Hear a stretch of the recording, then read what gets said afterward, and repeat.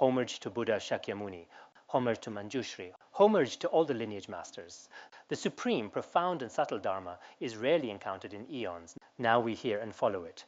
May we realize the Tathagata's meaning. To liberate all sentient beings, please give rise to the Supreme Bodhicitta. Now, let's continue our study of this treatise. We are now discussing how to stop actions caused by afflictive emotions. We are now on the detailed explanation of this topic.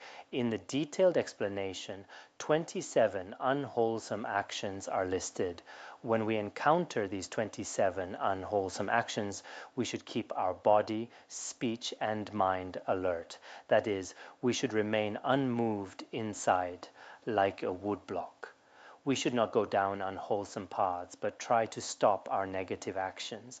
As we mentioned earlier, when desire or anger arises, we should remain steady like a tree. Now let us continue to explain further. When I'm excited or else gleeful, when I feel pride or arrogance, when I have the thought to dig up faults, revive disputes, or be deceitful, for each of these afflictions, we should add the phrase, hold still like a block of wood. First, whenever we do anything, we should observe our minds with mindfulness and awareness. At such times, we should not allow excitement to arise in our minds. Excitement, as we call it, is actually a mental state where the mind scatters outward, a kind of latent affliction. Excitement can also manifest physically. For example, it can refer to when we have no control over our body at all, constantly fidgeting or running around here and there. Some people can't sit still, even for a moment. This is called physical excitement. There is also verbal excitement, which means speaking without any restraint. We say whatever comes to mind, often gossiping or talking about others. This kind of uncontrolled speech is called verbal excitement. Of course, we all know mental excitement, which is the opposite of dullness. It refers to a mind state that is scattered outward and distracted. So when our body, speech, and mind are all scattered and unsettled, we should not follow our afflictions, but remain still like a woodblock. Sometimes we may feel hostility toward others. We may even mock, insult, or slander them. We often use harsh words to provoke others. In these situations, we should also remain still like a woodblock. Sometimes pride arises in our minds. When pride arises, we should also remain still like a woodblock. According to the relevant treatises, there are 7 types of pride. The first is simple pride, which means feeling superior to those we see as beneath us. When we look down on others and think we are better, this is called simple pride. The second is greater pride. What is greater pride? This means thinking we are better than those who are actually equal to us. When facing equals, we believe we have surpassed them. This kind of pride is called greater pride. The third is exceeding pride. What is exceeding pride? This means thinking we are superior even to those who are actually better than us. We still think we have surpassed them. For example, some people think their own qualities surpass those of Manjushri or their teacher, or even all the Buddhas and Bodhisattvas of the 10 directions. Having such thoughts is called exceeding pride. The fourth is the pride of thinking I exist. Our 5 aggregates are not truly I, but beings cling to them as I. This is called the pride of thinking I exist. The fifth is blatant pride. What is blatant pride? Actually, one has not attained any real qualities, no qualities of an arhat or saint, nor any special powers, but still believes they have attained some special qualities.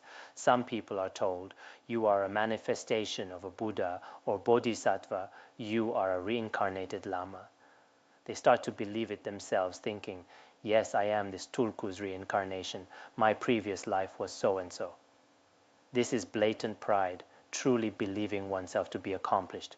In reality, they may not even have the qualities of an ordinary practitioner, but still think highly of themselves. This is called blatant pride. So in real life, some people rely on flattery from some foolish disciples and start to believe they are a Buddha's manifestation. Even if they do things that are not in line with the teachings, they still think it benefits sentient beings. This is blatant pride. The sixth is the pride of thinking that you are slightly inferior. What does this mean? For example, we may feel that compared to those below us, we are still somewhat superior, but compared to those above, we are quite inferior. However, when we look at those below us, we feel we are quite impressive. This is also a kind of pride. Recently, I met a fellow villager who said, "I'm doing well now. I have money and wealth." Sometimes when visiting leaders, I feel like a beggar and uncomfortable. But when I return to my village and see the homes of villagers, I feel like a king, very wealthy and proud.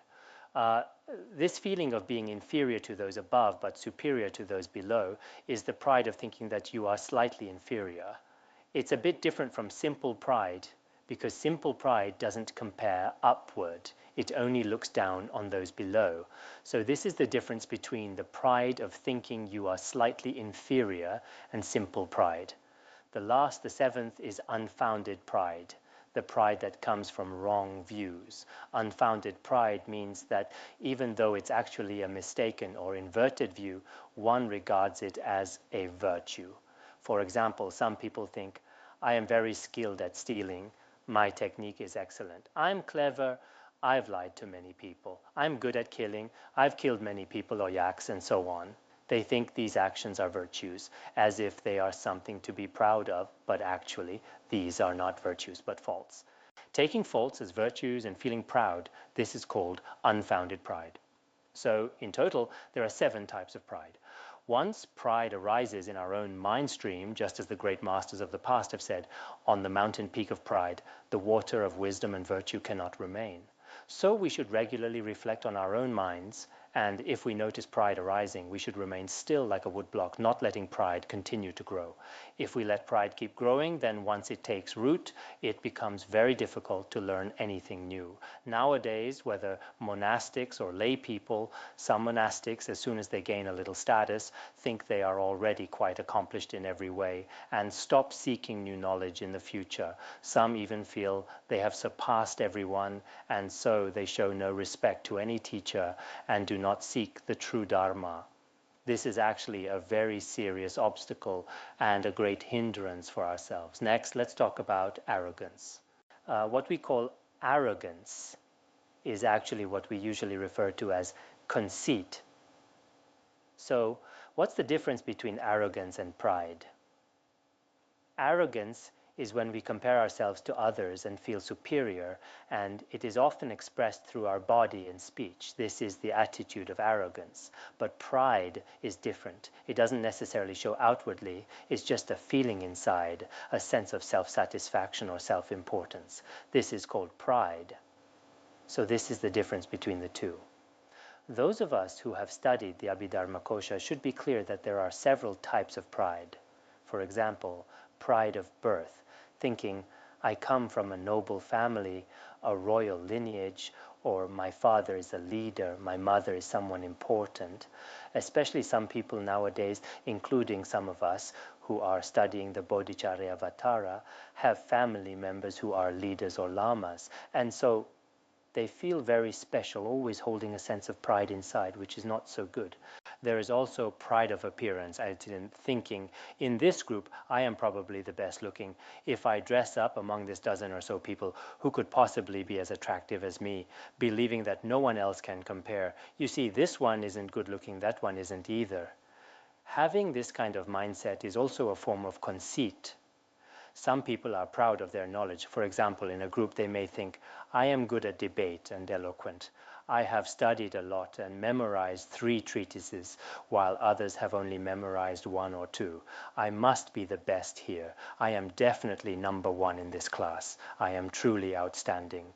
Thinking this way is pride in one's learning and knowledge. There is also pride of wealth, thinking, "I am wealthy, look at what I wear and eat, I have a car, and my phone is excellent." Nowadays, some lay people often compare these things. "Look at my phone, look at my car. I can afford a house and a car, so of course I am different from others. In this community, no one can match me in wealth. If I had wisdom, it would be perfect, but I already stand out in terms of wealth." Thinking this way is pride in wealth. There is also pride of power, thinking, "I am a director, a section chief, or a leader of some kind. I am quite remarkable. I have power and authority." This is pride in power and status. There is also pride of health. For example, now My health is excellent. I never need an IV drip. Look at those above and below me. They are always getting IVs. How pitiful. Not to mention other areas. But in terms of health, I am really quite good. This is conceit in being free from illness. There is also pride in skills or arts. For example, I am quite skilled in technology and art. I know how to use computers. I can paint, I can design, and I can build. Others can't do these things. I have this special talent. Sometimes we show off our talents in front of others, and even our way of speaking isn't very appropriate.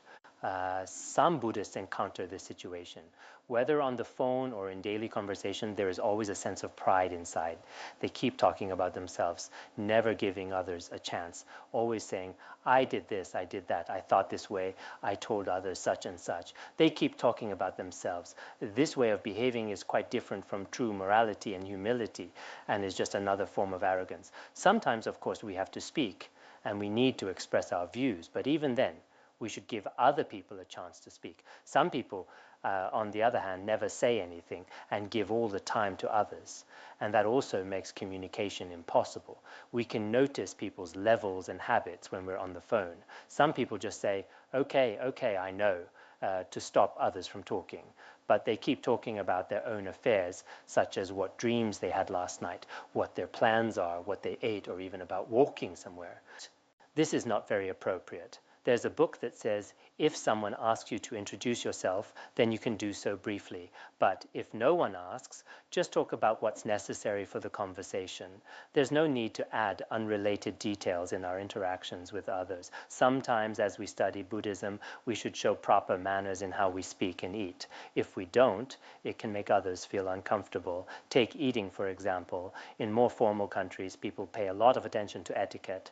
For instance, if your teacher is present, you can offer dishes to them, but it's not really proper to put food directly in their bowl. Yet some people, especially some elder practitioners, get very enthusiastic when a teacher arrives and insist on putting lots of food into their bowl. But this isn't really considerate. If you want something, you can take it yourself, and there's nothing on the table they can't reach. So it's best to let people serve themselves. Sometimes when this happens to me, I feel embarrassed to say anything. I prefer to help myself, but even if I say it, I still don't get to choose. So often, others fill your bowl with things you don't want, and you feel embarrassed not to eat, but you don't want to eat them or can't finish them. So sometimes these small things may or may not relate to Buddhism, but generally speaking, in many countries like Canada, this kind of behavior isn't considered polite. So when we eat together, or in many other situations as Buddhists, we should observe at least basic etiquette. This applies to how we speak as well. In our speech, we need to have some skills. Some people may think, I am young and attractive now, while everyone else is old. All these grandmas and grandpas seem so pitiful. But I'm great in all aspects, my figure and my energy. This is called pride in youth. Some texts mention 8 types of pride, but in the letter to a friend, only 5 are discussed. In any case, we have this affliction in our own mind stream, in our body, speech, and mind, especially our actions and words. Sometimes we show it, sometimes not. But deep down, there's always a sense of, I'm great. For example, you might feel proud of your background or abilities, or your way with words, always thinking you're outstanding. But this actually shows a lack of understanding of selflessness. If one truly realizes selflessness, then one does not place so much importance on the self. So it's very important to regularly examine our own mindset. As ordinary people, when we have a little talent, we tend to think, I have no problem in this area. And in our words and actions, we tend to show off and promote ourselves in various ways. So we should be mindful of these tendencies. If you notice such negative thoughts arising, do your best to stop them and remain still like a wood block. Next is have the thought to dig up faults. As His Holiness said in the past, if it's out of kindness, it's okay to point out someone's mistakes. In the biographies of many great masters, we see that they, out of compassion, would reprimand or criticize disciples for improper conduct, and this is permitted. But if there's no such intention or need, just pointing out each other's faults or exposing others' shortcomings, this kind of behavior is not good. We should focus more on others' good qualities, not always on their faults. If we are always looking for others' faults, it shows our own mind isn't pure. Back in the Song dynasty, there were some stories between Su Dongpo and Chan Master Foyin. At that time, they would often meditate together. Su Dongpo once asked, "How does my meditation posture look to you?" He said, "How is my posture while meditating?" The master replied, "Your posture is very dignified, just like a Buddha, very dignified." Then the master asked, "And how do I look to you?" Su Dongpo replied, "Not good at all. You look like a pile of cow dung." That's what he said. We may not know what cow dung looked like then, but if you think of the yak dung in Tibetan area, it's easier to picture. After he said this, Su Dongpo felt proud, thinking, "I am really something. I have won today." He went around telling people he had outwitted the master. They were very familiar with each other, and there are many stories about them. So he told everyone he met about it. His sister heard about it and said to him, "Brother, you didn't win. In fact, you lost." He asked, "Why didn't I win?" She explained, "The master's mind is very pure, so he saw you as a Buddha. That's why he said you looked like a Buddha. But don't think you have really become a Buddha. Your own mind is not pure, because your mind isn't pure like cow dung. When you look at the world and at the master, you see them as cow dung. Such a great master, yet you compared him to cow dung, which is not only inappropriate, but actually your own mistake." When we comment on others, it often reflects the state of our own mind. If your mind is pure, everyone you see will seem like a bodhisattva. A Chan master once said that if you have truly realized, then you see everyone as a Buddha or a bodhisattva. But if your mind is still that of an ordinary person, then everyone you see may seem like a bad person. It's just like when our eyes are impaired or damaged, then what we perceive outside is no longer the true reality. So before we judge others, it's best to first reflect on ourselves. Some people, perhaps due to their personality, always tend to see others as bad. They're quick to point out others' faults, but when it comes to speaking of others' good qualities, they can't seem to find any words. This may also be related to habits carried over from past lives. So whenever we want to comment on others, if it's not truly necessary, it's better to remain as still as a woodblock and not speak of others' faults. The 8th and 9th actions caused by afflictive emotions are hypocrisy and deceit. If we want to use false or deceptive means to mislead others, we should also remain as still as a woodblock. According to Kalyana Deva, hypocrisy and deceit here can be explained as flattery and fraud, just as it is explained in the Abhidharma Kosha. No matter how you explain it, if our own actions are not in accordance with the Dharma or are not genuine, and we try to deceive others with all sorts of dishonest means, then we really need to remind ourselves to remain as steady as a tree. Nowadays, this kind of situation is quite common, even among Buddhists. Some people claim, "I already have miraculous powers. I know that in a past life you were my teacher." Others say, "In a past life you were my wife, and we have a very special karmic connection. In this life there's still a connection, and that in the next life we'll still be together." As a result, some people are deceived and end up losing all their property. They lose everything, and only then do they wake up. There are people out there who appear to be Buddhists on the surface, but in reality, they end up harming many sentient beings. They keep talking about karmic connections from past lives. But honestly, let alone past lives, they can't even remember what happened yesterday. But some people are just too naive. They say, "When I first met him, I felt like he was family, and he seemed so compassionate. So I offered him all my property, and I even introduced many other lay practitioners to help him build constructions and make offerings." Now, many people blame me, and I really regret it myself. What should I do now? This kind of thing happens among Buddhists, and there are all kinds of people in society as well. So as Buddhists, whether you are a lay practitioner or a monastic, especially for some women, you really need to be cautious. There's no need to believe in those kinds of claims. A genuine practitioner would never say, "I have miraculous powers. I know about past and future lives." As you can see, those publicly recognized accomplished masters, as well as authentic practitioners, have never made such claims, regardless of the circumstances and the time. Many people who are new to Buddhism or don't understand the Dharma are often deceived, and in the end they lose everything. Only then do they feel regret, but by then, much of what was lost cannot be recovered. So, whether we are practitioners or not, if we ever have thoughts of using deception or trickery, it's best to remain as still as a woodblock. If you have met someone who deceives or tricks others before when you haven't studied the Dharma or relied on a qualified teacher, I hope you won't introduce these people to others. If you don't know them well, but still introduce them to others, you're actually harming others. Now that we have generated bodhicitta, we should try not to harm others and instead do our best to help them. This is our principle. So as practitioners, we should speak honestly and act with sincerity. We should be open and straightforward in our conduct. Only in this way will our Buddhist practice remain true to its original essence and meaning. Otherwise, we may end up harming Buddhism as well as ourselves and others. These mistakes may create gaps that we can never fully repair. So these issues today are really worth our attention. Now let's continue with the next point. At times when I'm intent on boasting or being disparaging of others, when I'm abusive or contentious, I'll hold still like a block of wood. So what this means is sometimes we want to praise ourselves, always thinking about how to show off. These days, there are all kinds of ways to praise oneself. Sometimes, even if someone has no real qualities, they still talk in front of others, boasting about themselves. Lay people have their own ways of boasting, and so do monastics. But for true Buddhists, if we really have good qualities, there's no need to promote ourselves. Others will naturally recognize it. If we're always trying to advertise ourselves, it indicates something is wrong within. So, never easily trust those who are always boasting about themselves. We should follow the example of the great masters of the past. Their conduct was simple and humble, but they truly possessed real qualities within. These are the teachers we should rely on, our true refuge. So as lay practitioners, when learning the Dharma, the first thing is to observe the teacher carefully. So if we ever feel the urge to praise ourselves, we should remain as still as a block of wood. And if we want to criticize or slander others, whenever such thoughts arise, we should also remain as still as a block of wood.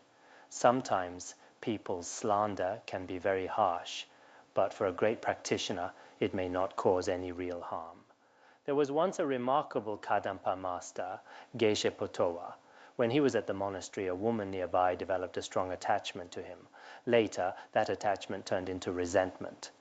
Because Geshe Potowa kept pure discipline, no matter how she tried to seduce him, he was unmoved.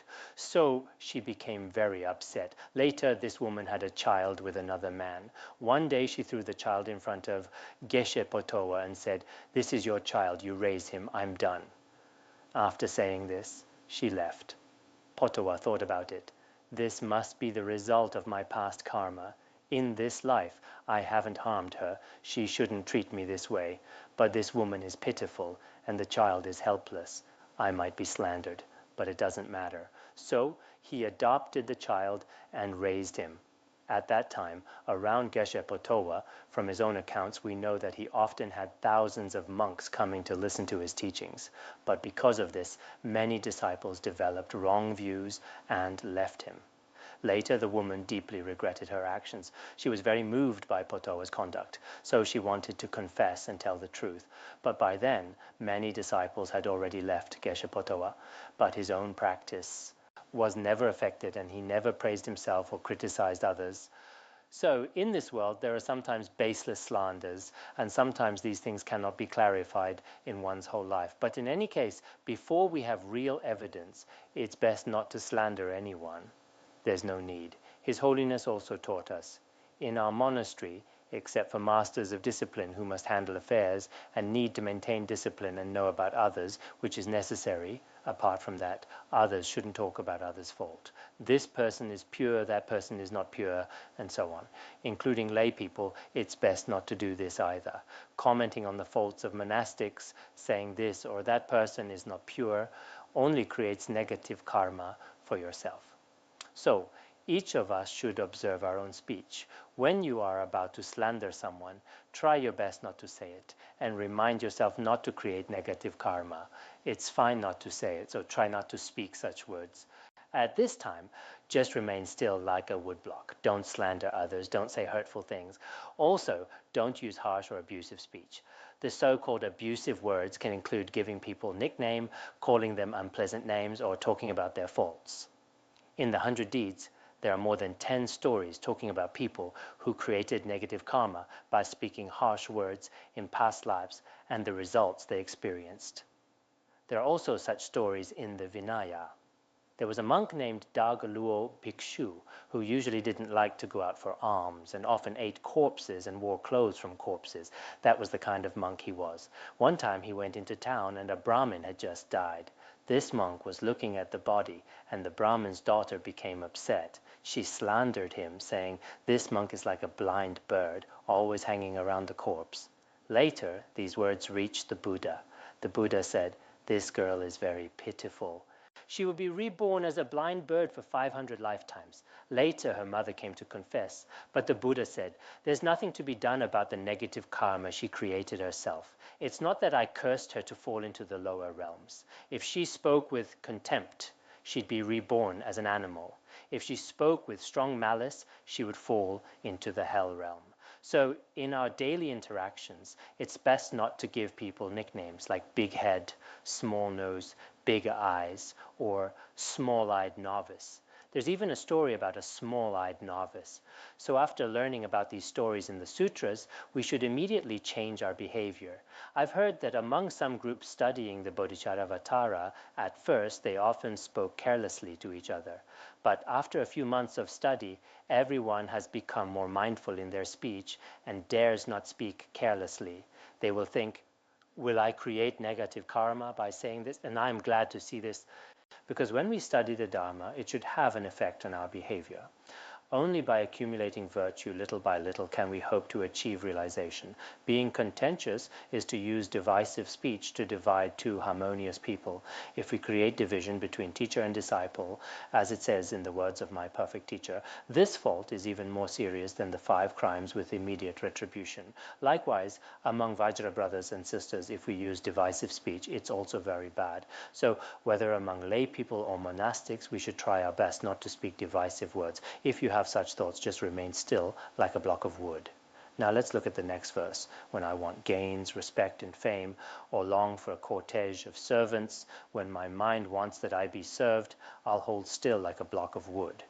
This verse teaches that as practitioners, if we wish to gain widespread praise or a good reputation, or if we desire abundant wealth and material benefits. Here, it refers to having great riches, or if we want to be highly respected and honored by others. These are what we call fame and gain. If you have such thoughts, or if you want others to serve and respect you, whenever you have these desires, you should remain still like a woodblock. First, we should understand that many people are always seeking fame, but in reality, fame has little real value. If fame truly benefits beings or helps with liberation, then a little fame is fine. For example, some great masters gather followers through their reputation and use the Dharma to guide them. A little fame for this purpose is acceptable, but most people chase fame day and night for themselves, and honestly, it brings little benefit. The same goes for wealth and respect. So, all these pursuits of fame and material gain are really not worthwhile for a practitioner. Worldly people see these as blessings. For genuine practice, they can become obstacles. I remember a disciple of Padampa Sangye in India who prayed for 5 kinds of siddhis, and one of them was, "May my guru bless me so that I become invisible to everyone." He wished to live in seclusion, unseen by anyone. He also wished, "May I not receive even a sesame seed's worth of worldly fortune. May I have no fame, no wealth, no gain, and no respect." These are just worldly blessings, not meaningful. So sometimes we should also reflect in this way. True practitioners do not seek fame, profit, or status at all. They don't seek any position or status, none of these things. So what do they seek? They seek only to benefit sentient beings and to help others. They wish to treat all beings with loving kindness. This is their true aspiration. As Master Hongyi once said, "See the world as illusion, but let love always remain." Food, status, and fame are all like illusions and dreams with no real meaning. What is truly meaningful is to treat all beings with love. That kind of merit is what truly lasts. There's a saying, I am the one who seeks liberation. I should not be bound by fame and gain. This was said by Dram Tonpa and is also recorded in Opening the Door to the Dharma. I am the one who seeks liberation. I should not be bound by fame and gain. He used this phrase to remind himself every day. So whether monastic or lay, we all think of ourselves as Mahayana practitioners. But our actions, are we not in fact bound by fame and gain? Sometimes I feel ashamed, reflecting on myself. I am the one who seeks liberation, but I'm always bound by fame and gain. It seems I'm always caught up in these things. Even if my attachment isn't strong, as an ordinary person, sometimes I may have these thoughts. So, in this respect, am I harming myself? So, as practitioners, it is necessary to examine ourselves. And if we ever think about, for example, wanting to find servants, let others fetch water, cook, or do things for us, and think, if I had this, I would be so happy every day. This mindset isn't good. Some teachings say, in this world, the only one who is completely perfect in qualities and free from faults is our teacher, Buddha Shakyamuni. But even Buddha Shakyamuni went on alms round, going into the city by himself. It's not that the Buddha couldn't find a disciple to collect alms for him, but he never did. Many stories show the Buddha's dignity in personally begging for alms. This shows that even if we have the conditions and ability, we shouldn't think we're above others. I'm a teacher, I'm rich, I have status, many people work for me. This actually harms our own merit. There was once a Dharma teacher in Barkham who took karma and cause and effect very seriously. If someone brought him a pile of firewood, he would immediately carry it to their doorstep in return. If someone brought him a pot of water, the next day he would personally bring them a pot of water. He was afraid of karma, worried he couldn't repay others in the next life. But now some people are lazy and don't want to do anything. Even if life is good now, the next life is uncertain. Some lay people think, I have money and servants, you do all the work for me, I need to study Buddhism, but they really have a bit of arrogance. In this life, you may be in the position of the master, but in the next life, you may become a servant. Then you will have to serve your master respectfully. Karma never goes astray. There is always this kind of cycle. So, if you can take care of yourself, it's best to do things on your own. Some monastics have many attendants with lots of people helping them. If you're really busy benefiting others, that's understandable because it's not out of laziness. But otherwise, if you can manage daily life, it's not good to let others do everything for you. Even from a worldly view, this isn't a good habit. As a practitioner who wishes to benefit others, we should do our own thing. Orgen Tenzin Norbu, the author who composed in praise of ethical discipline, you can read his biography. When he was 58, in the last 2 years of his life, he was unable to care for himself and had others make tea for him, but at other times he never had a disciple serve as his attendant. I was really moved after reading his biography. We should take care of ourselves, otherwise in future lives. There are many examples of karmic retribution in this world. Today I may be your servant, but in the next life I may become your master. Today I kill you. Next life you kill me. This kind of thing happens. There are many such stories. The Buddha once told a story like this in the Nagasena Bhikksu Sutra. At that time there was a guard, just like some patrol officers today, who had to patrol the entire area all night long. One night while on patrol, there was a merchant who came to do business there. When he saw the guard, he quietly lay down in the grass to hide. The guard heard some noise and drew his sword and started stabbing into the grass.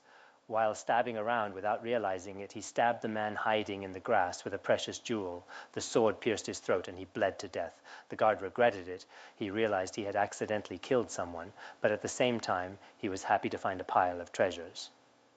He disposed of the body and took the treasure home. He thought, now I can buy a house, get married, and have everything. He no longer needed to be a guard, so he quit. He built a good family and had a daughter. One day he was taking a nap under the eaves. While napping, he had a dream. In the dream, the man he had killed came to his house. He was terrified. He wouldn't let him in, so the man went to the neighbor's house. Strangely, at that moment, he woke up. He immediately went to the neighbor's house and saw that the neighbor had just had a baby. He thought, this must be the man I killed. He was certain, without any doubt. From then on, he often shared his wealth with them and took care of the child. He treated the child as if he were his own son. Eventually, the child became his godson. As the boy grew up, the man promised, I will marry my daughter to you. Their relationship was very good. He truly believed that this was the person he had killed. One day, the man, who loved to nap, was again taking a nap. It was very hot, and sweat poured down his face. His godson came over and fanned him, but he was sweating so much that the godson took a small knife to scrape the sweat off. While scraping, as he reached the throat, the man moved suddenly. By accident, the knife stabbed into his throat. At that moment, he woke up and called everyone together. He said, "Don't blame my godson today.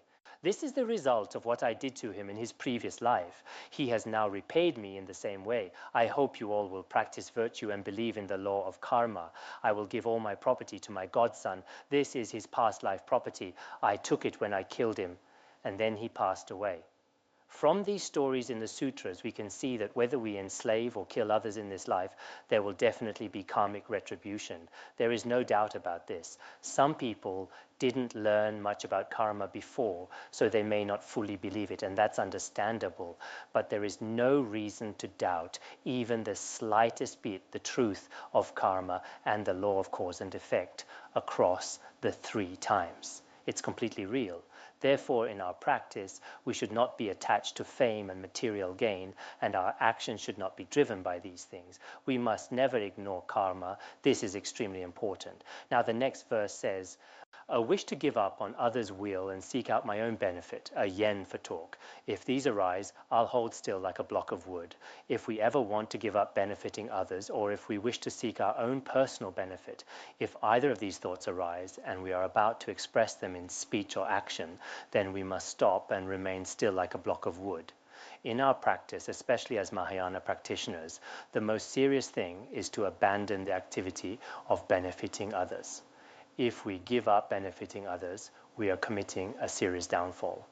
According to the Bodhisattva vow, the most severe downfall is to give up benefiting others. To abandon the vow to benefit beings is the gravest offense. So for some of us here, because our study isn't very deep, when negative thoughts come up, we might think, benefiting sentient beings is so difficult for me. Even Shariputra gave up bodhicitta, so how could I not? I might as well give up. I don't want to generate bodhicitta anymore.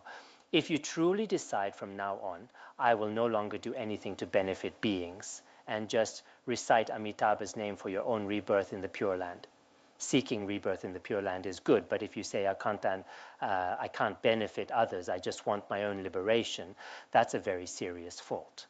As it says in the verse summary of the Perfection of Wisdom, this is even more serious than breaking the 4 root vows. So if, because of your environment or the people around you, you want to give up on benefiting others, you must stop yourself.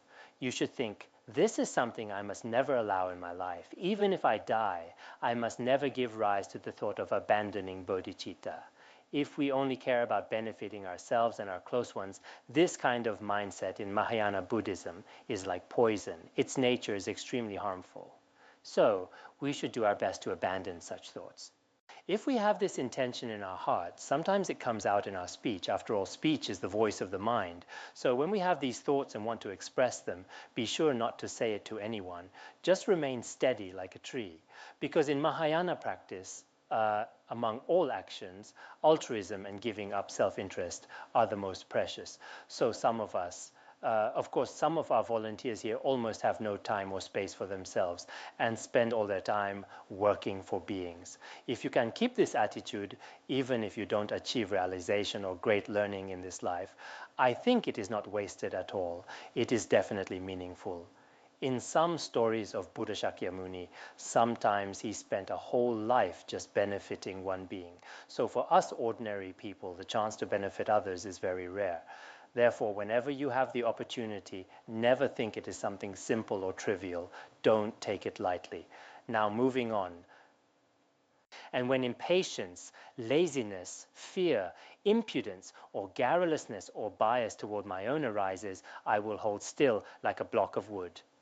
In practice, if we feel we can't endure something, like harm from enemies or hardships we can't bear, or if we encounter other adverse conditions, we should remain firm and persevere in our practice.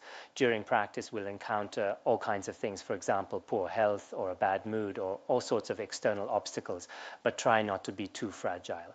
Some Dharma friends, when they feel a little unwell, immediately stop attending teachings. They use all kinds of excuses, which I don't think is good. Unless you really can't, like you fainted and need 2 or 3 people to carry you, then it's okay to skip class. But if it's just a little discomfort or a headache, these shouldn't stop us from our most important activities.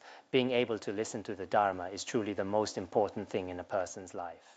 Also, laziness and idleness are not good. Some people are so lazy that they are always drowsy during the day. It's said that Master Ningai had a disciple who loved to sleep.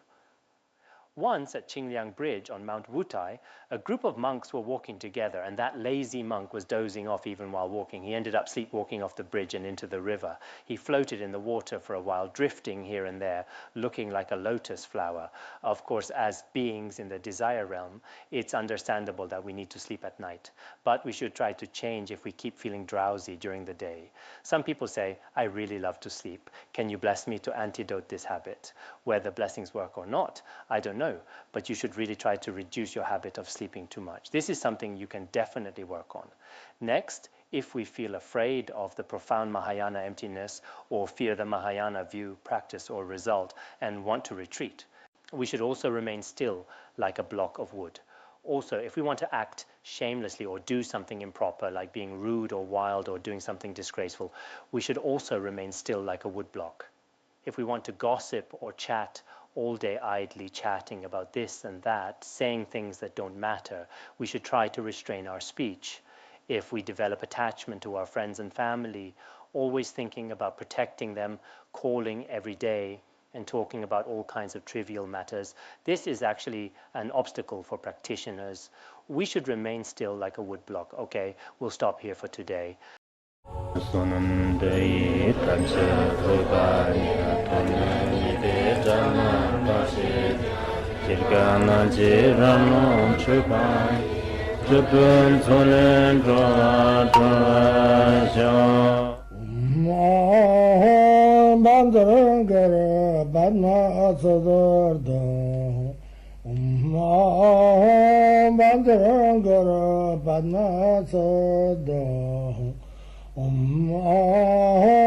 Bandara Banma Sodargye